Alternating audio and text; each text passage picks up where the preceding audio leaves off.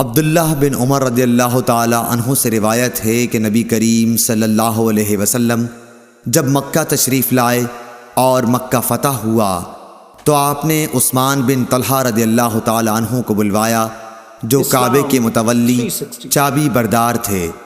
انہوں نے دروازہ کھولا تو نبی کریم صلی اللہ علیہ وسلم بلال، اسامہ بن زید اور عثمان بن طلحہ چاروں اندر تشریف لے گئے۔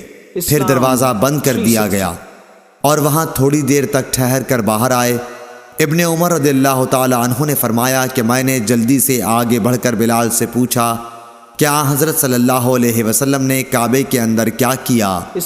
انہوں نے بتایا کہ حضرت صلی اللہ علیہ وسلم نے اندر نماز پڑھی تھی۔ میں نے پوچھا کس جگہ؟ کہا کہ دونوں ستونوں کے درمیان۔ عبداللہ بن عمر رضی اللہ تعالی عنہ نے فرمایا کہ یہ پوچھنا مجھے یاد نہ رہا کہ آپ نے کتنی رکعتیں پڑھی تھیں۔ صحیح بخاری حدیث نمبر 468۔